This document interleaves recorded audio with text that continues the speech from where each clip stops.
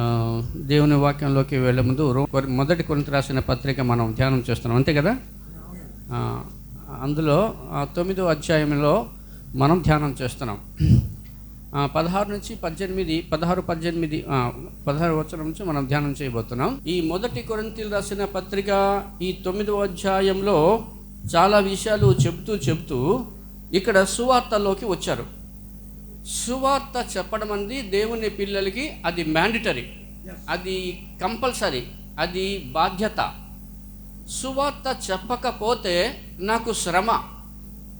సువార్త ఎలా చెప్పాలంటే అది ఇష్టపూర్వకంగా చెప్పాలి, ఉచితంగా చెప్పాలి. సువార్త కంపల్సరీగా చెప్పాలి. మారు మనసు పొందిన ప్రతి వ్యక్తి సువార్త చెప్పాలి. అందుకోసమే చాలా చోట్ల దేవుని బిడ్డలు చాలా ప్రాంతానికి వెళ్ళి సువార్త చెబుతున్నారు. ఆ ప్రాంతానికి వెళ్తే ప్రమాదం ఉందని తెలిసి కూడా అక్కడికి ప్రాంతానికి వెళ్ళి సువార్త చెప్తే దెబ్బలు తింటామని తెలిసి కూడా, తిట్లు కాస్తామని తెలిసి కూడా వెళ్తారు. ఎందుకంటే సువార్త చెప్పడం అనేది దేవుని పిల్లలకి దేవుడిచ్చిన బాధ్యత, యోగ్యత, అర్హత. అది ఎలా చేయాలంట? ఇష్టపూర్వకంగా చేయాలంట. ఎలా చేయాలంట? ఉచితంగా చేయాలంట.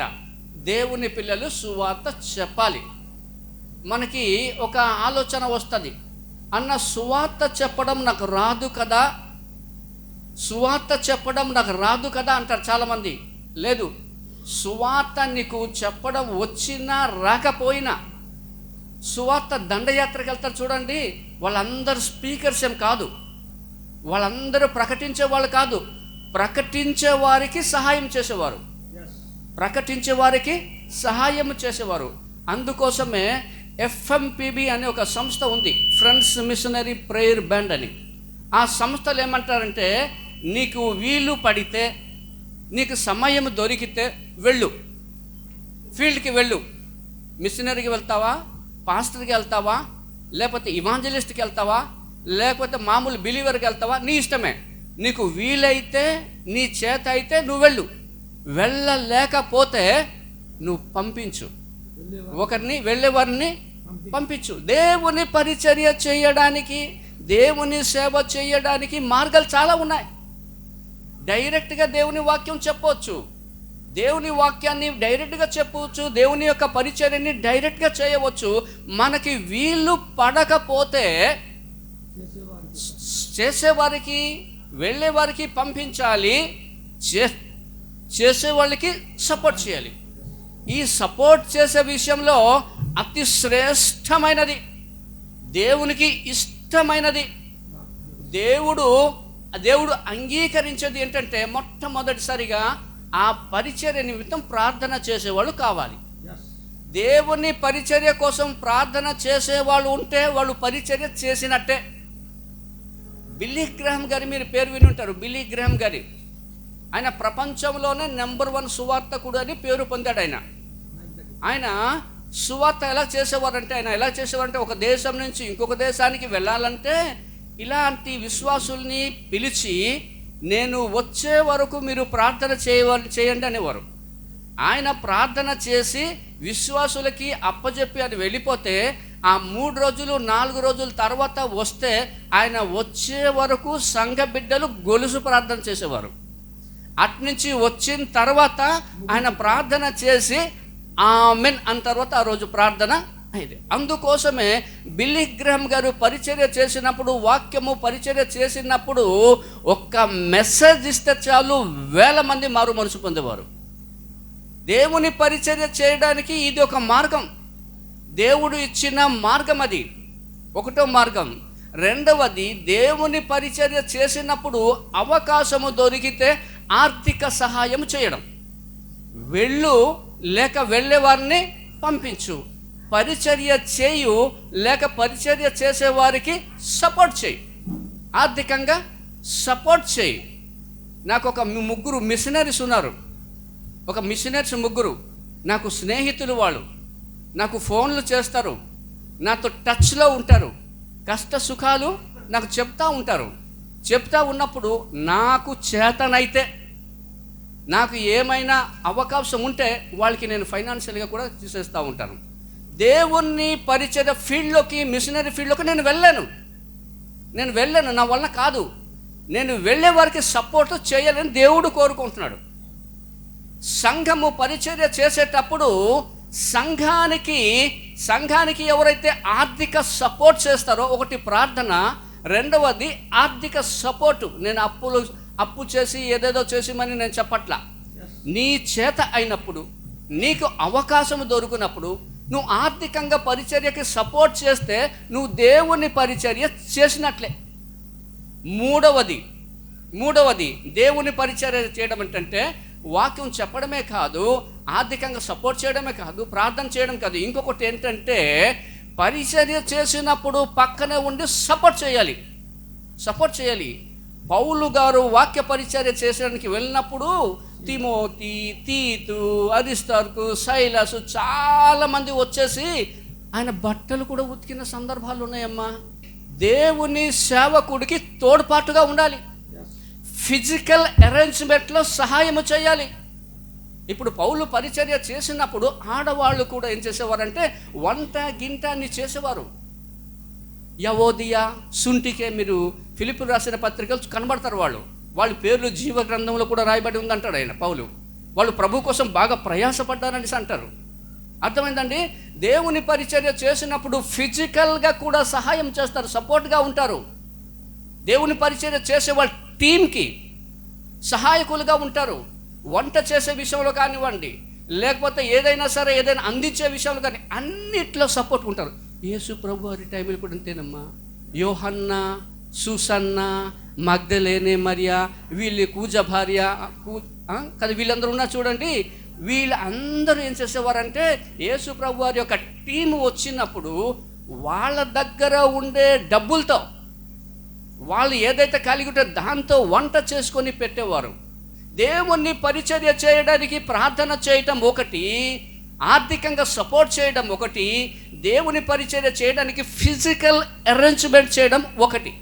ఫిజికల్ అరేంజ్మెంట్స్ అందుకోసం చూడండి, పెద్ద పెద్ద మీటింగ్లు, అది హోసన్నా మినిస్ట్రీ అయినా కావచ్చు, లేకపోతే హెబ్రోన్లో ఫెలోషిప్ అయినా కావచ్చు, అవంతా బిలీవర్స్ అందరూ చక చక చక చక చక చక పని చేస్తూ ఉంటారు. నేను ఒకసారి మీకు నేను చెప్పాను, మనకు గుర్తులేదు. ఒకరోజు మీటింగ్ అయింది, ఒక పాస్టర్ గారు మీటింగ్ అయితే ఒకతను స్పీకర్కి వచ్చాడు. స్పీకర్కి వచ్చేసి 3 రోజులు అక్కడే ఉన్నాడు. ఒక అతను ఏం చేస్తున్నాడంటే మంచి బట్టలు ఇన్సర్ట్ చేసుకొని వచ్చేసి ఆ ఇస్తిరాకులు మధ్యాహ్నం భోజనం చేసినప్పుడు ఆ ఇస్తిరాకులు అంతా ఆ గంపలో వేస్తున్నాడు. వెళ్ళేసి ఆ గంపలు వేసుకొని ఇలా బుర్రలో వేసుకొని ఆ ఎంగిలంత పడుతూ ఉంటే వెళ్తున్నాడు, బయటకు వెళ్తే పడేస్తున్నాడు. 3 రోజులు ఈ స్పీకర్కి వచ్చిన అతను 3 రోజులు అతను గమనించాను. కనబడటానికి చాలా నీట్గా ఉన్నాడు, మంచి డ్రెస్ ఇన్సర్ట్ చేసుకుని ఉన్నారు. ఇది ఆ ఎంగిలి ఇస్తిరాకులను పట్టుకొని అలాగ వెళ్తున్నాడు. ఏంటండి ఈ ఎవరండి అతనని అడిగారు. అడిగితే ఆ పాస్టర్ గారు, ఆ స్థానిక సంఘ కాపరి చెప్పిన మాట ఏంటంటే, అయ్యా ఫలానా మండలంలో అతను ఎంఆర్ఓ అన్నాడు. ఎంఆర్ఓ అతను మా సంఘములో అడుగు పెట్టినప్పటి నుంచి మా సంఘము విస్తరింపబడింది. అతను మా సంఘంలో అడుగు పెట్టినప్పటి నుంచి సంఘ విశ్వాసులు కూడా సకాలంలో దేవుని మందిరానికి వస్తున్నాడు. అది మాదిరికరం. అది ఫిజికల్గా సపోర్ట్ చేయడం, ఫిజికల్గా సహాయము చేయడం, అందులో భాగమే. మీరు చాలామంది చెల్లెలు, తమ్ముళ్ళు ఇక్కడ మందిరంలో చాలా యాక్టివిటీస్ చేస్తుంటండి. అది దేవునికి అది అంగీకారయోగ్యమైన పరిచర్య. అది దేవుడు దాన్ని ముద్ర వేసే పరిచర్య. దేవుని పరిచర్య చేయటం మన బాధ్యత, అది మ్యాండిటరీ. దేవుడు తన పరిచర్యను తన బిడ్డలు చేయమని కోరుకుంటున్నాడు. చేయకపోతే అయ్యో నాకు శ్రమ, నేను ఎలా చేయాలంటే అది ఉచితంగా చేయాలి, అది ఇష్టపూర్వకంగా చేయాలి.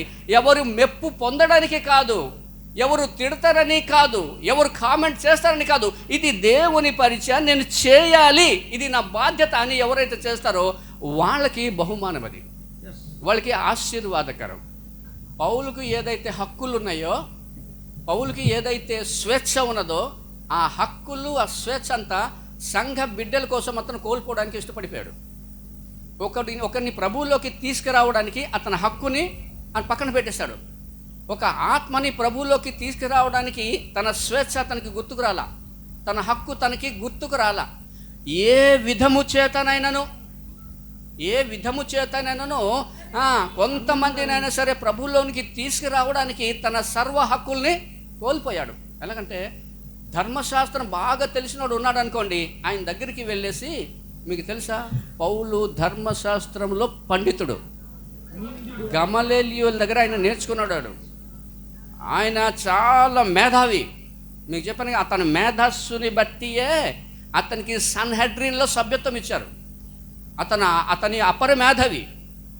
ఒక దగ్గర రాజు తర్వాత అని విచారణ టైంలో, నువ్వు చాలా తెలివైన వాడివి, అధిక విద్యావంతుడు, అందుకోసం నువ్వు వెర్రివాడు అయిపోయావు అని అంటారు ఒక దగ్గర. అంటే అంత మేధావి. నేను వెర్రివాడిని కాదంటాడు పౌలు. నేను వెర్రివాడిని కాదు, నువ్వు అనుకున్నట్టు నేను వెర్రివాడిని కాదు. అపర మేధావి పౌలు, చాలా మేధావి. ఆ మేధావి ఆయన ధర్మశాస్త్రము తెలుసుకున్న వాడి దగ్గరికి వెళ్ళి తన యొక్క నాలెడ్జ్ ఉపయోగించుకొని ధర్మశాస్త్ర ప్రకారంగా దేవుని వాక్యం చెప్పేవాడు.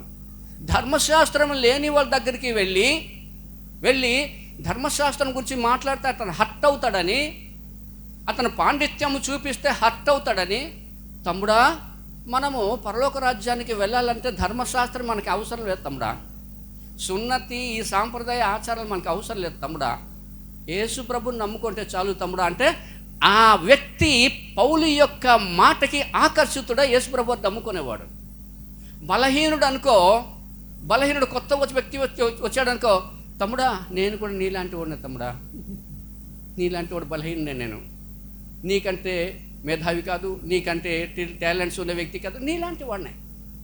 అలాంటి వాళ్ళ దగ్గర అలా మాట్లాడి వాళ్ళని ప్రభులోకి తీసుకుని, ఏ విధము చేతనైనా నువ్వు కొందరిని ప్రభులోకి నడిపించడానికి, ఆత్మలు సంపాదించడానికి తన హక్కుల్ని, తన నాలెడ్జ్ని, సమస్తాన్ని పక్కన పెట్టేశాడు ఆయన. దేవుని పిల్లలు అలా ఉండాలి. మీకు చెప్పాను కదా ఇంకొకసారి, నా సహోదరునికి అభ్యంతరం కలిగితే నేను మాంసం తినటం మానేస్తానన్నాడు. మానేస్తాడు పోనీ. అతను ఎలాంటి ఎక్సర్సైజ్ చేశాడంటే, ఎలాంటి పరిస్థితులైనా అడ్జస్ట్ అయిపోయే నేచర్ అతనికి. ఏసీ రూమ్ ఉందా, ఏసీ రూమ్లో పడుకుంటాడు. ఏసీ రూమ్ లేదా దోమలు ఉన్నాయా, ఆ దోమలు ఉండే రూమ్లో కూడా అడ్జస్ట్ అయిపోతాడు. ప్రతి దానికి అడ్జస్ట్ అయిపోవడం పౌలు నేర్చుకున్నాడు. ఎందుకంటే అతనికి ఒకటి గోలు, నేను ఎలాగైనా దేవుని పరిచర్య చేయాలి, నేను ఎలాగైనా సరే ఆత్మలు సంపాదించాలి. నాకు ఇక్కడ సౌఖ్యం అవసరం లేదు, నాకు స్వేచ్ఛ అవసరం లేదు, నా హక్కులు నాకు అవసరం లేదు, నా జ్ఞానం నాకు కాదు, అవంతా నా ఆస్తి పాస్తులు బ్యాక్గ్రౌండ్ అంతా నేను పెంట కుప్పతో సమానంగా ఎంచుకున్నాను అంటాడు. ఎందుకు? యేసు ప్రభు వారి యొక్క పునరుద్ధానంతో సమాన అనుభవం పొందాలని. పౌలు యొక్క ఆలోచన అలాంటిది. సంఘంలో దేవుని బిడ్డల్ని సంపాదించడానికి ఏ వ్యక్తి అయితే తగ్గించుకుంటాడో, ఆ వ్యక్తికి తగినట్లుగా తగ్గించుకుంటాడో, నిజంగా అతను జీవితంలో అనేక ఆత్మలు సంపాదిస్తాడు. ఏ వ్యక్తి అయితే నా హక్కులు, నా స్వేచ్ఛ, నా హోదా అని అనుకుంటాడో, జీవితంలో అతను ఒక ఆత్మని సంపాదించలేడు. పౌలు యొక్క అనుభవపూర్వకంగా రాసిన మాటలు ఇది. ఇకపోతే దీంట్లో ఎక్కువ టైం నాకు లేదు కానీ 24 నుంచి 26 వచనం వరకు, 24, 26 వచనం వరకు అనేక మంది పోటీలో పరుగు పందెంలో పరిగెత్తారు. కానీ అంటాడు ఒకడే బహుమానము పొందుతాడు. కానీ దేవుని పరిచర్యలు అలా కాదు. దేవుని పరిచర్యలో అందరూ బహుమానం పొందుతారు. ప్రయాసపడిన వాళ్ళందరూ, కొద్దో గొప్ప ప్రయాసపడిన వాళ్ళందరూ బహుమానం పొందుతారు. మీరు పరిగెత్తినప్పుడు బహుమానము పొందునట్లుగా పరిగెత్తండి. మీరు బహుమానం పొందునట్లుగా పరిగెత్తాలి. దేవుని పరిచర్య చేసినప్పుడు బహుమానము పొందినట్లుగా పరిచర్య చేయాలి. ఇక్కడ ఎవరు దయచేసి నన్ను హర్ట్ అవ్వకండి. కొన్ని విషయాల్లో కొన్ని దేవుని వాక్యం ఉన్నట్టుగానే చెప్పాలి. ఒక వ్యక్తిని నేను దృష్టిలో పెట్టుకుని అయితే నేను చెప్పట్లా, అర్థమైందా? దేవుని వాక్యం కాబట్టి వాక్యములుగా బహుమానము పొందునట్లుగానే పరిగెత్తడం. అంటే ఇక్కడ ఏంటంటే మందిరం ఇక్కడి నుంచి హోరే ప్రార్థన మందిరం నుంచి ఆ రోడ్డు మీద పరిగెత్తడం కాదు. పరుగెత్తడం అంటే ఇక్కడ ఏంటంటే దేవుని పరిచర్య చేయడం. ఇది అంటే పరిగెత్తడం అంటే దేవుని పరిచర్య చేయడం, ఆత్మీయంగా జీవించడం, ఆత్మీయ పోరాటంలో ఆత్మీయంగా జీవించడం, ఇది పోరాటం. మీరు బహుమానము పొందునట్లుగా పరిచర్య చేయాలి. మందిరానికి వచ్చినప్పుడు ఏంటంటే దేవుని ఆశీర్వాదం పొందునట్లుగా మందిరానికి రావాలి. వచ్చామా పోయామా అని కాదు. నా భర్త వచ్చాడు కాబట్టి నేను వచ్చాను అని అనిపించుకోకూడదు. నా భార్య వచ్చింది కాబట్టి నేను వచ్చానని అనుకోకూడదు. నువ్వు మందిరానికి వచ్చావంటే నువ్వు ఆశీర్వాదం పొందునట్లుగా నువ్వు రావాలి. దేవుని మందిరానికి నువ్వు వచ్చావంటే నువ్వు దేవుని యొక్క మందిరంలో నేను ఆశీర్వాదం పొందాలి. దేవుని ఆత్మీయ వాక్యాన్ని నేను వినాలి, నేర్చుకోవాలి. నువ్వు నేర్చుకుంటే, దేవుని వాక్యాన్ని శ్రద్ధగా వింటే నువ్వు ఆశీర్వాదం పొందుతావు. నువ్వు దేవుని వాక్యానికి మందిరానికి వచ్చేసి నువ్వు శ్రద్ధగా వినకపోతే, ఏదో రావాలి కాబట్టి వచ్చాను అని అనిపించుకుంటే అది ఆశీర్వాదము కాదు. దేవుని వాక్యాన్ని వినాలి. ఒక వ్యక్తి ఏం చేశారంటే, అతని పేరు మర్చిపోయాను, ఆయన దేవుని మందిరానికి తీసుకొచ్చారు. బలవంతంగా అతను వచ్చాడు. ఒక దేవుని బిడ్డ వేరే వ్యక్తిని దేవుని మందిరానికి తీసుకొస్తే బలవంతంగా వచ్చాడు. స్నేహాన్ని బట్టి వచ్చాడు. దేవుని మందిరంలో దేవుని వాక్యము వింటమని రాలేదు. అతను ఏం చేశాడు తెలిసిందా? మందిరంలో కూర్చున్నాడు. నేను దేవుని వాక్యం వినను అన్నాడు. దేవుని వాక్యము నేను వినను అని చెవులు అతనికి ఫ్రెండ్స్కి తెలియకుండా చెవులు ఇలా పట్టుకున్నాడు. నేను వినకూడదని. దేవుడు ఊరుకుంటాడా? ఒక దోమను పంపించాడు. ఒక దోమ వచ్చి కుట్టింది, అమ్మ అన్నాడు. ఆ టైంలోనే అతను పరలోకం గురించి నరకం గురించి ఆ దేవుని సేవకుడు చెప్పాడు. అలాగుంటుంది. దేవుని మందిరానికి రావడం ఒకటే అయితే దేవుని వాక్యాన్ని శ్రద్ధగా వినాలి. దేవుని మందిరానికి వచ్చినప్పుడు నువ్వు ఏమనుకోవాలంటే, ఇక్కడి నుంచి వెళ్ళినప్పుడు నేను అన్న దగ్గరే ఇది నేర్చుకున్నాను, ఫలానా అన్న ఈ వాక్యం చెప్పినప్పుడు ఇది నేర్చుకున్నాను అని నువ్వు మనసులో గ్రహించగలిగితే, నోటి మాటతో కాదు మనసులో గ్రహించగలిగితే, నీ హృదయంలో అది నువ్వు రాసుకుంటే అది నీకు ఆశీర్వాదకరం. దేవుని మందిరానికి వచ్చినప్పుడు నువ్వు ఆశీర్వాదం పొందునట్లు నువ్వు రావాలి. దేవుని పరిచర్య చేసినప్పుడు, పరిగెత్తునప్పుడు, దేవుని పరిచర్య చేసినప్పుడు బహుమానముకి తగినట్లుగా, బహుమానం పొందునట్లుగా పరిచర్య చేయాలి. చాలామంది తమ్ముళ్ళు చెల్లెలు ప్రయాసపడుతూ ఉంటారు, చాలా ప్రయాసపడుతూ ఉంటారు. నేను చూస్తాను కళ్ళారా, నేను చెప్పను కానీ చాలా ప్రయాస. నేను గుర్తించకపోవచ్చు కానీ, సంఘ కాపరి గుర్తించకపోవచ్చు కానీ, దేవుడు అక్కడి నుంచి శబాష్ అంటూ ఉంటాడు. అది బహుమానము పొందేటట్లు పరిచర్య. అది బహుమానము పొందేటట్లుగా పరిచర్యలు దేవుని బిడ్డలు పరిచర్య చేయాలి. ఇక్కడ బహుమానం అంటే రక్షణ కాదు, గుర్తుంచుకోండి. బహుమానం అంటే రక్షణ కాదు. రక్షణ అనేది ఉచితం. మీకు ఎవరైనా ఏదైనా చెప్పారనుకోండి, ఆ మాటలు నమ్మకండి, నమ్మొద్దు. రక్షణ అనేది ఉచితము. యేసు ప్రభునందు విశ్వాసం ఉంచితే చాలు. హృదయపూర్వకంగా నేను నమ్ముతున్నానని, దెయ్యము నమ్ముతున్నానని చెప్తా చూడండి, యాకోబు రాసి అలాంటి కాదు, దాని గురించి మాట్లాడలే. పశ్చాత్తాప హృదయముతో యేసు ప్రభువుని అంగీకరించాలి. నా ప్రభు నా కోసం చనిపోయారు, యేసయ్య చనిపోయారు, నా కోసం ఆయన రక్తాన్ని కార్చారు, బలి అయ్యారు అని నువ్వు యేసు ప్రభువు యొక్క త్యాగాన్ని నువ్వు గుర్తు చేసుకొని, నీ పాపాన్ని ఒప్పుకొని, నువ్వు యేసు ప్రభు నీ పాపాన్ని ఒప్పుకొని, తప్పిదని ఒప్పుకొని యేసు ప్రభువుని సొంత రక్షకుడుగా అంగీకరిస్తే, అదే రోజు నీకు తెలియకుండా దేవుడు తన జీవ గ్రంథంలో నీ పేరు ఇలా రాసేస్తాడు. అంతే, ఆ రోజే రాయబడింది, గుర్తుంచుకోండి. జీవ గ్రంథంలో ఎవరి పేరు రాయబడి ఉందంటే, మారు మనసు పొందిన వాళ్ళ పేర్లే జీవ గ్రంథం, రక్షణ పొందిన వాళ్ళ పేర్లే జీవ గ్రంథం, పరలోక రాజ్యానికి వెళ్ళే వాళ్ళ పేర్లే జీవ గ్రంథంలో రాయబడి ఉంటుంది.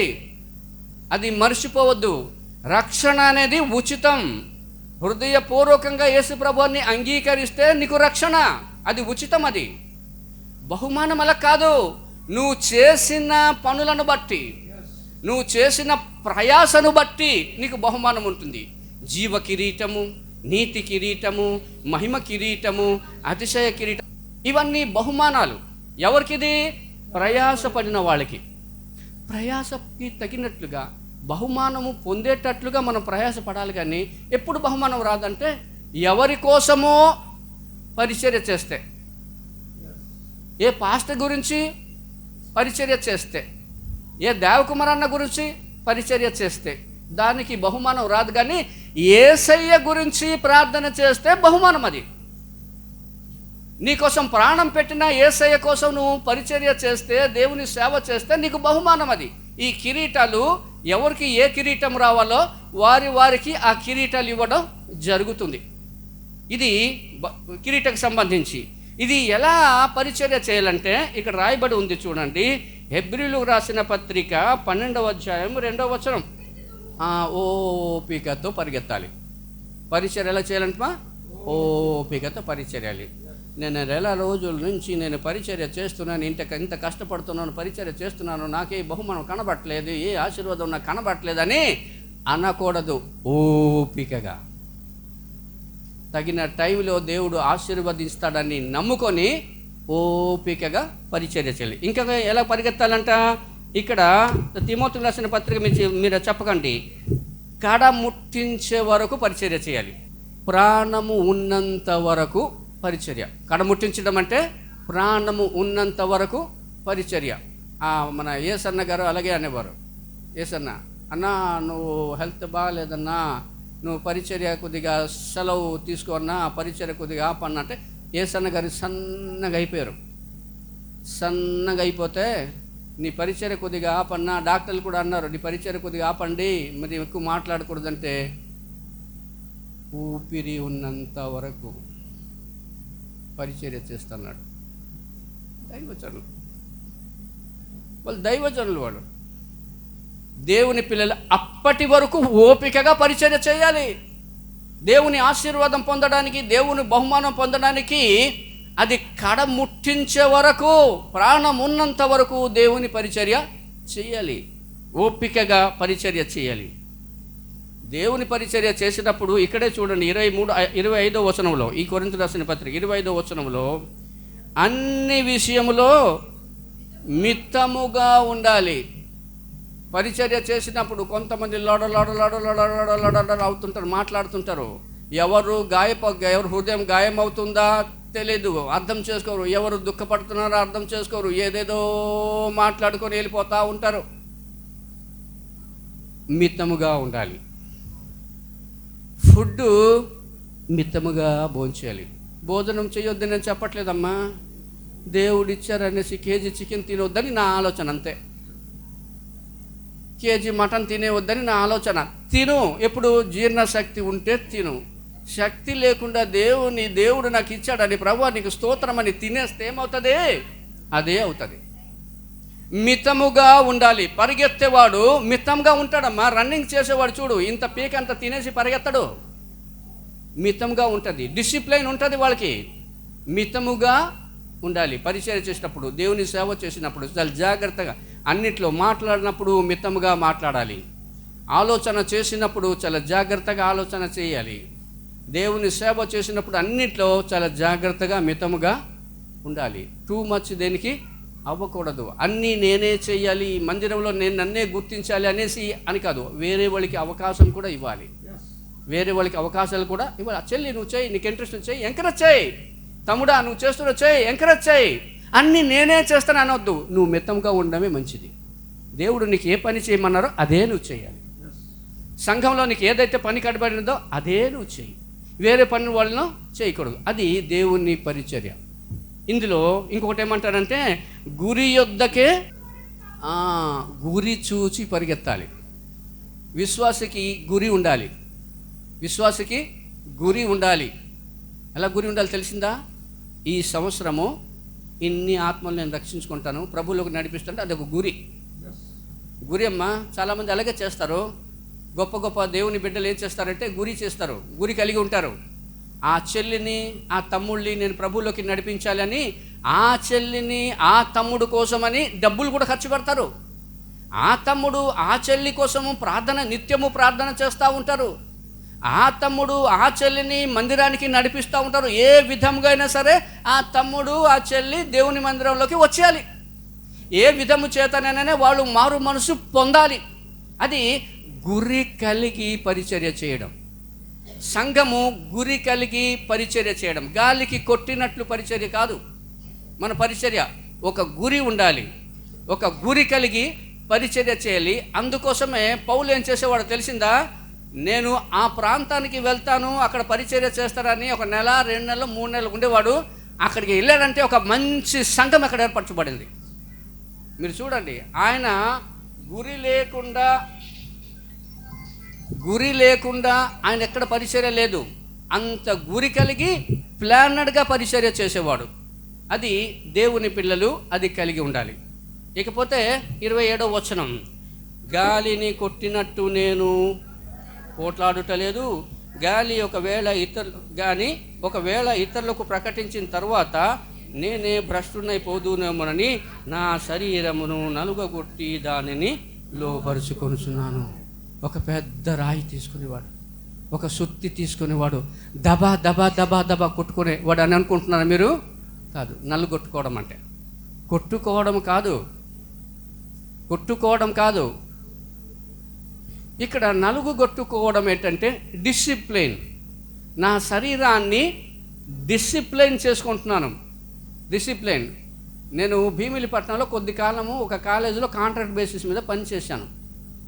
అక్కడ లెక్చరర్ పనిచేస్తే ఒక ఆవిడ అంటది, ఆమె క్రిస్టియనే, బాబు మా ఆయన నేను ఇంటర్ ఉన్నప్పుడు మా అబ్బాయి వచ్చాడు, ఏటీఎం ఇస్తావా చంపుతామంటావా అని కత్తిలో చూపించాడట. ఏటీఎం తీసి ఇచ్చాడంట అంటుంది. మా అబ్బాయి చిన్నప్పటి నుంచి ఆయనకి కష్టం అంటే తెలియదు నాయన, ఆయనకి అవసరం ఏది ఆయనకి తెలియదు, మా బాధలు తెలియదు. నాకు 5,000 కావాలంటే 5,000 ఇచ్చాం, 10,000 కావాలంటే 10,000, 50,000 అంటే 50,000. నువ్వు ఏది కొనుక్కోవాలంటే అది ఇచ్చావు. మా బిడ్డ నష్టపోకూడదు, నా బిడ్డ దుఃఖపడకూడదు, నా బిడ్డ బాధపడకూడదని అతను మనసు గాయమవుతుందేమో అని మేము ఇలా పెంచాం నాయన. మొన్న మా ఆయన నేను ఉంటే కూర్చుంటే ఏటీఎం నా చేతికి పెడతారా లేదా అని కత్తి చూపించాడట. కత్తి. ఇంకొక అబ్బాయి ఏం చేశాడంటే వాళ్ళ నాన్నతో ఏమన్నారంటే అతను అడిగిందంతా ఇవ్వాలంట, ఇవ్వకపోతే ఆత్మహత్య చేసుకుంటానంటున్నాడు. ఆత్మహత్య చేసుకుంటూ బెదిరిస్తున్నాడు తండ్రిని. ఒకరోజు ఆ తండ్రి అన్నాడు, తండ్రిని అడిగాడు, నాకు ఫలాంది కావాలంటే ఇస్తా, నువ్వు అడిగిందే ఇస్తా, కానీ నా కన్నూరు ఊరు, నా తల్లి నే పుట్టిన ఊరు, ఒకసారి వెళ్దాం, ఒక 3 రోజులు ఉండేసి వచ్చేద్దాం, తర్వాత నీకు ఇస్తాను అన్నాడు. సరే 3 రోజులు కదా అనేసి తీసుకెళ్ళాడు. వెళ్ళాడు ఈయన. వెళ్ళిన తర్వాత వీళ్ళకి ఒక తోట ఉంది, ఆ తోటకి తీసుకెళ్ళిన తర్వాత చాలా విలువైన చెట్లు, దానికి కట్ చేస్తే, అది నాకు ఇష్టమైన చెట్లు, దానికి కట్ చేస్తే ఆ చెట్టు బాధపడుతుందని, ఆ చెట్టు ఎక్కడైనా దుఃఖపడుతుందని, ఏడుస్తుందని దానికి నేను ప్రూన్ చేయలేదు, కట్ చేయలేదు. అందుకోసమే ఆ చెట్టు ఇలాగ తయారైంది నాన్న అన్నాడు. వెలిగిపోయింది అబ్బాయికి. నీకు అలాగే నాన్న నేను చేశాను, నీ మనసు గాయమవుతుందని, నువ్వు ఎక్కడో దుఃఖపడతావని సమస్తం నీకు ఇచ్చాను, అన్నీ నీకు ఇచ్చాను, నువ్వు కావాలన్నదన్నీ నేను ఇచ్చాను. నీ మనసును నేను ఎప్పుడు గాయపరచలేదు, బాధపరచలేదు. ఇప్పుడు నీ జీవితం అలా తయారైంది, నీ చదువు అలాగా తయారైంది అనేటప్పటికి ఈ అబ్బాయి మైండ్ బ్లాక్ అయిపోయింది. నాన్న దగ్గర ఏడ్చాడు, పశ్చాత్తపడ్డాడు. దేవుని పిల్లలకి డిసిప్లిన్ ఉండాలి, క్రమశిక్షణ ఉండాలి. క్రమశిక్షణ లేని పిల్లలు చెడిపోతారు. అలాగే నీ పిల్లలకి అన్ని రెస్ట్రిక్షన్ చేయమన్న ఉద్దేశం కాదు. ఇవ్వాలి, మంచి డ్రెస్ కొనిమంటే ఇవ్వాలి, పెన్ను పుస్తకాలు కొనిమంటే ఇవ్వాలి, వారంకి వాళ్ళకి 2 వారంకి నాన్న నాకు చికెన్ తినాలి ఉంది, మటన్ ఇవ్వు పిల్లలకి, నీకున్నప్పుడు ఇవ్వాలి. కానీ అతిగా అడిగినప్పుడు, ఆశించినప్పుడు నువ్వు కానీ ఇవ్వగలిగితే, ఇస్తే మాత్రము నా బిడ్డ దుఃఖపడకూడదు, నా బిడ్డ ఏడకూడదు, నా బిడ్డకి ఏ ప్రయాసం రాకూడదంటే, ప్రయాసపడే రోజులు ఒక రోజు వస్తాయి, దుఃఖపడే రోజులు ఒక రోజు వస్తాయి, ఏడ్చే రోజులు ఒక వస్తాయి. నీవు దుఃఖాన్ని నువ్వు ఆపగలవు, నువ్వు నేను. కానీ ఇంకో చోటు నుంచి వస్తా చూడు, ఆ దుఃఖాన్ని ఎవరు ఆపలేరు. అది ఇతను శరీరాన్ని నలగొట్టుకొంచున్నాను, నా పరిచర్యకి నా శరీరాన్ని నేనేం చేయాలంటే కంట్రోల్లో పెట్టాలి. శరీరము చెప్పినట్లు నేను వినటం లేదు, నేను చెప్పినట్లు శరీరం వినాలి. చూడండి, పిల్లలు, కొంతమంది పిల్లలు ఏంటంటే వాళ్ళ తల్లిదండ్రుల దగ్గర చాలా డిసిప్లిన్గా ఉంటారు. ఏమంటారు తెలిసిందా? వాళ్ళ ఫ్రెండ్స్, రే అది చీర మీ అమ్మ నన్ను అడిగినంటే, నో మా నాన్న ఒప్పుకోరు, నో మా అమ్మ ఒప్పుకోదు, అలాంటి పనులు చేస్తే మా అమ్మ నాన్న వాళ్ళ ఆశ వదులుకుంటారు. ఎందుకు? వాళ్ళ అమ్మ నాన్న యొక్క డిసిప్లిన్ తెలుసు కాబట్టి దానికి వద్దులే అనేసి ఆ కోణంలోనే ఆలోచిస్తారు, ఆ కోణంలోనే వారు పెరుగుతారు. కాబట్టి తల్లిదండ్రులకి విధేయత చూపిస్తారు. మీరు చూడండి, ఏ తల్లిదండ్రులు అంటే పిల్లలకి అతిగా గారాబం చేసేస్తారో వాళ్ళే శత్రువులు అయిపోతారు. ఏ తల్లిదండ్రులు అయితే బాగా కొట్టి డిసిప్లిన్ పెంచుతారో ఆ అమ్మాయికి వాళ్ళ తల్లిదండ్రులు చాలా గౌరవం, ప్రేమ ఎక్కువ పెరిగిపోతుంది. ఎందుకంటే వాళ్ళు డిసిప్లిన్లో పెరిగినారు. అలాగే దేవుని పిల్లలు ఏంటంటే తమ శరీరాన్ని తమ కంట్రోల్లో ఉంచుకోవాలి. తమ శరీరాన్ని కంట్రోల్, మన శరీరము ఇది అడుగుతుంది, అది అడుగుతుందని ప్రతిదానికి మనం కానీ ఇస్తే అది ఏమవుతుందో తెలిసిందా? మీకు ఒక ఎగ్జాంపుల్ చెప్తాను. ఒక అతను చైన్ స్మోకర్ ఉన్నాడు, కుర్రోడు, నా క్లాస్మేటే, బాగా చైన్ స్మోకరు. ఇప్పుడు మానలేకపోతున్నాడు. ఒరే నీకు ఎలాగైందిరా ఇది, నీకు ఎలాగ అలవాటు అయిందంటే, మా నాన్నమ్మ పని చేసినప్పుడు నాకు చెప్పేది, ఒరే ఆ పొయ్యి దగ్గరికి వెళ్ళి సుట్ట ఒకటి కాల్చుకొని తీసురా అని చెప్తే ఈడు వెళ్ళేసి సుట్ట కాల్చి అని చేసి వాళ్ళ నాన్నమ్మకి ఇచ్చేవాడు. అలాగ చేసి ఏమైంది తెలిసిందా? అలవాటు అయిపోయింది. ఇప్పుడు అది ఇతను వదలట్లా. ప్రారంభంలో ఎవరు ఇలాగ అయిపోతాను అనుకోరమ్మా. మంచి డ్రింకర్ అయిపోతాడు, మంచి తాగుబోతాడు అయిపోతాను అనుకోరు. అది దాంట్లో స్టార్టింగ్లోనే పెంచుతూ వెళ్తుంది. ఆ శరీరం ఏమైపోద్ది అంటే అడిక్ట్ అయిపోతుంది. ఆ శరీరం ఏమేమంటుంది, 4 బాటిల్స్ నాకు కావాలి, నువ్వు ఇవ్వు. గజ శరీరాన్ని వడికించేస్తుంది. ఆ మనిషి తాగకపోతే ఉక్కిరి బిక్కిరి అయిపోతాడు. ఎందుకు? అతను కంట్రోల్లో లేదు, అతను శరీరం కంట్రోల్లో అతను ఉన్నాడు. ఆ శరీరము అడిక్ట్ అయిపోయింది. దేవుని పిల్లలు ఏం చేయాలంటే శరీరాన్ని నలగొట్టుకోగొట్టమంటే తమ కంట్రోల్లో ఉంచుకోవాలి. శరీరము తమ స్వాధీనంలో ఉండాలి. నేను లైబ్రరీలో చదువుతున్నప్పుడు, యూనివర్సిటీ చదివినప్పుడు ఉదయం 9 గంటల నుంచి రాత్రి 10 గంటల వరకు చదివేవాడిని. ఈలోగా నా స్నేహితులు టీలు తాగుతుంటే రోజుకి 5-6 టీ తాగేవాడిని. తాగకపోతే హెడేక్ వచ్చేసేది. ఊరే నాయన ఒకరోజు ఆలోచించాను, ఒరే ఇది చాలా ప్రమాదకరంగా ఉంది, నేను తాగకపోతే నాకు హెడేక్ రావడం ఏంటి? నో, తన కంట్రోల్ నేను ఉండటం లేదు, నా కంట్రోల్లో టీ తాగాలి అన్నాను నేను.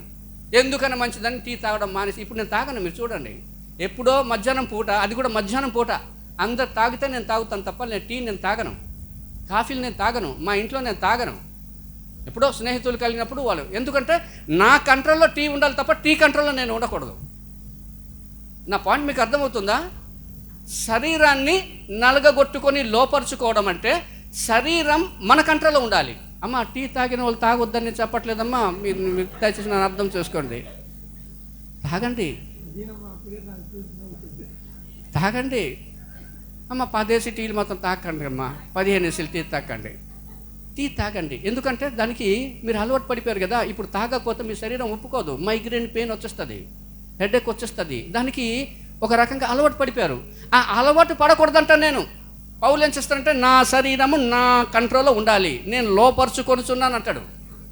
నా కంట్రోల్లో ఉండాలి, నా ఫుడ్, నా డైట్ నా కంట్రోల్లో ఉండాలి. అలాగే దేవుని పిల్లలు కూడా అలాంటి కంట్రోల్లో ఉండాలి. తర్వాత ఆత్మీయ కంట్రోల్లో కూడా ఉండాలి, డిసిప్లైన్. నేను చెప్పేసి ముగించేస్తా, ఒక 5 నిమిషాలు ముగించేస్తా.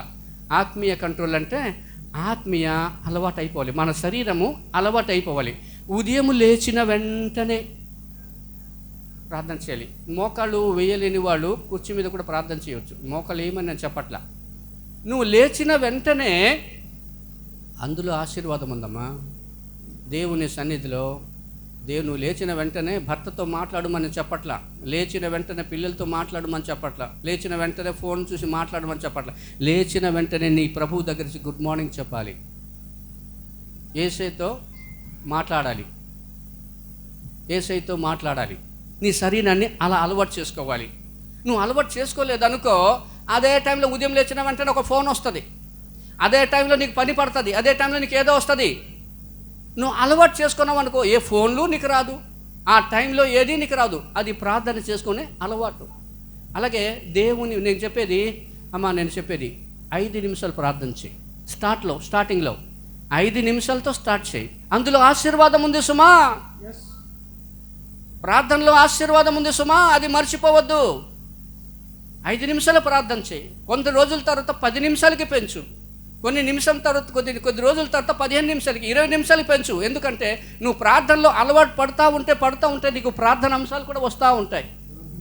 ప్రార్థన చేయని వాళ్ళకి ప్రార్థన అంశాలు కూడా రావు. ఏం ప్రార్థన చేయాలని అంటారు. ఎందుకు? నువ్వు ప్రార్థనలో అలవాటు లేదు కాబట్టి ప్రార్థన అంశాలు లేవు. ప్రార్థన చేసేవాడికి రకరకాలైన ప్రార్థన అంశాలు వస్తాయి, గుర్తుకొస్తాయి, ప్రార్థన చేస్తారు. దేవుని వాక్యం కూడా అలాగే ధ్యానం చేయాలి. దేవుని వాక్యం అలాగే నువ్వు అలవాటు అయిపోయావు అనుకో, అది ఆటోమేటిక్గా అయిపోద్ది. మీరు యూదులు చూడండి, యూదులు రోజుకి 3 ప్రార్థన చేస్తారు. ఎలాంటి పరిస్థితి అయినా ఆ టైం వస్తే అది అలవాటు అయిపోయింది. ఆ శరీరాన్ని వాళ్ళు అలవాటు చేసుకున్నారు. దేవుని పిల్లలు కూడా తమ శరీరాన్ని అలవాటు చేసుకోవాలి. దేవుని వాక్యం గుర్తుంచుకోండి, దేవుని వాక్యం ధ్యానం చేయడం అంటే దేవుని వాక్యం దేవుడే. దేవుని వాక్యాన్ని నువ్వు ధ్యానం చేస్తున్నావు అంటే దేవునికి నువ్వు గౌరవిస్తున్నావు. దేవుని వాక్యాన్ని చదువు. రోజుకి ఒక హాఫ్ అధ్యాయం చదువు. నీకు అవకాశం ఉంటే ఒక అధ్యాయం చదువు, ఇంకా అవకాశం ఉంటే 2 అధ్యాయాలు చదువు. కానీ నువ్వు దేవుని వాక్యం మాత్రం చదవడం అనేది నీ శరీరానికి నువ్వు అలవాటు చేసుకోవాలి. నీ శరీరాన్ని లోబర్చుకోవాలి. నేను ఉదయం లేచిన వెంటనే దేవుని వాక్యము నేను ధ్యానము చేయాలి, ప్రార్థన చేయాలని నువ్వు అలవాటు చేసుకుంటే అది లోబర్చుకున్నట్టే నీ శరీరాన్ని. నువ్వు అలవాటు లేకపోతే నువ్వు ప్రార్థించలేవు. ఇప్పటికీ అంటే ఎక్కువ టైం అయిపోయిందంటే ఇప్పటికీ కూడా నువ్వు ప్రారంభించవచ్చు. అందులో ఆశీర్వాదం ఉంది. 3వది, ఉపవాసంకి నీ శరీరాన్ని అలవాటు చేయాలి. పాత నిబంధన కాలంలో ఉపవాసాలు ఉండేవారు. యేసు ప్రభువారు ఉపవాసాలు ఉండేవారు, శిష్యులు ఉపవాసాలు ఉండేవారు, ఆది అపోస్తుల సంఘాలు ఉపవాసం. నేడు పెద్ద పెద్ద సంఘాలు ఉపవాసాలు ఉంటాయి. ఎక్కడైతే ఉపవాస ప్రార్థనలు ఉంటాయో అక్కడ ఉజ్జీవం ఉంటుంది సంఘాల్లో. మీరు చూడండి, ఎక్కడైనా సరే ఉపవాసం లేని సంఘాల్లో ఉద్యమం రాదు. ఏ విశ్వాసి అయితే, ఏ వ్యక్తి అయితే ఉపవాస ప్రార్థనకి అలవాటు పడిపోతారో, ఇప్పుడు స్టార్టింగ్లో ఉపవాసం ఒక రోజు ఉందామని అనుకున్నాం అనుకో, శుక్రవారమో శనివారమో ఉపవాస ప్రార్థన నేను వారానికి ఒకసారి చేస్తానని అనుకున్నాం అనుకో, మిగిలిన రోజు నీకు ఆకలి వేయదు. ఆ రోజు ఉపవాసం ఉంటావు చూడు, అదే రోజు నీకు ఆకలి వేస్తుంది. తట్టుకోలేకపోతున్నా ఆకలి ఉంటుంది. అనుభవం చూడండి, ఆ అనుభవం మీకు వస్తలే చూడండి. వారంకి ఒకరోజు షుగర్ బీపీ ఉన్నవాళ్ళైతే ఉపవాసము కొద్ది కష్టం అవుతుంది. ఆ స్టేజ్ రావడానికి ముందు మీ శరీరాన్ని దాన్ని అలవాటు చేసేయాలి. ఇప్పుడు మా పరిస్థితి ఏంటంటే, ఆ టైంకి అన్నం తినకపోతే షివరింగ్ వస్తుంది. ఎందుకు? షుగర్ ఎక్కువ దీంట్లో ఉన్నాను కాబట్టి. ఆ సిచ్యువేషన్ రాకముందే ఇది అలవాటు చేసి గుర్తుంచుకోండి. ఉపవాస ప్రార్థన ఎవరైతే చేస్తారో దేవునితో రిలేషన్షిప్ బిల్డప్ అవుతుంది. మీరు బైబిల్ ఎక్కడైనా చదవండి, ఇదే దేవునితో సత్సంబంధాలు పెరుగుతాయి. కనీసం వారానికి ఒకసారి చాలు, వారానికి ఒకసారి, ఓకేనా? ఎవరైతే ఉపవాస ప్రార్థన చేస్తారో దేవుని యొక్క ఆశీర్వాదం వాళ్ళ జీవితంలో చూస్తారు. ఎవరైతే ఉపవాస ప్రార్థన చేస్తారో దేవుని యొక్క శక్తి అతని జీవితంలో కనబడుతుంది. ఉపవాస ప్రార్థన అంటే మన శరీరాన్ని లోపరుచుకోవాలి, అలవాటు చేసుకోవాలి. నువ్వు అలవాటు చేసుకుంటే అది ఆటోమేటిక్గా వచ్చేస్తుంది, ఆటోమేటిక్గా అలవాటు అయిపోద్ది. అలవాటు అయిందనుకో, అది నువ్వు ధన్యుడవే. వారం రోజులు వచ్చేటప్పుడు ఒక స్పెసిఫిక్ డేట్ ఉన్నప్పుడు నేను ప్రార్థన చేయాలి, ఉపవాస ప్రార్థన చేయాలి అనేసి నీ మైండ్ ఆటోమేటిక్గా వచ్చేయాలి. నీ శరీరము దానికి యాక్సెప్ట్ చేస్తుంది. ఎస్, నేను ప్రార్థన చేయాలి, ఉపవాస ప్రార్థన అని నీ శరీరం కూడా నీకు సహకరిస్తుంది. లేకపోతే వద్దులే అమ్మా, నువ్వు ఉపవాస ప్రార్థన చేయొద్దని నీ శరీరం చెప్తాను. అర్థమైనా? నువ్వు అలవాటు చేసుకోవడం, దాన్ని లోపరచుకోవడం అంటారు. శరీరము చెప్పినట్లు నువ్వు వినడం కాదు, నువ్వు చెప్పినట్లుగా నీ శరీరము వినాలి. ప్రకటించిన తర్వాత నేనే భ్రష్టునైపోదునేమోనని నా శరీరాన్ని నలుగగొట్టుకొని దానిని లోబరుచుకొనుచున్నా. నీ శరీరము నీ కంట్రోల్లో ఉండాల్సిందే. నీ శరీరం ఏదైనా ఫలానా కోరికలను కావాలి అన్నదనుకో, నో అనాలి. నువ్వు ఇది దేవునికి వ్యతిరేకమని నువ్వు అనాలి. నువ్వు అలాగే నేర్పించాలి నీ శరీరానికి. నువ్వు అలా నీ శరీరానికి అలవాటు చేయాలి. అలవాటు చేస్తే నీ శరీరము దానికి అలవాటు పడిపోద్ది. అప్పుడు నీకు హోలీ లైఫ్ వస్తుంది. దేవునితో మంచి రిలేషన్షిప్ మెయింటైన్ చేస్తావు. దేవుని యొక్క శక్తి నీ జీవితంలో ఆశీర్వాదం చూస్తావు. అట్టి కృప దేవుడు మన వినికిడిలో దీవించునుగాక. ఆమేన్.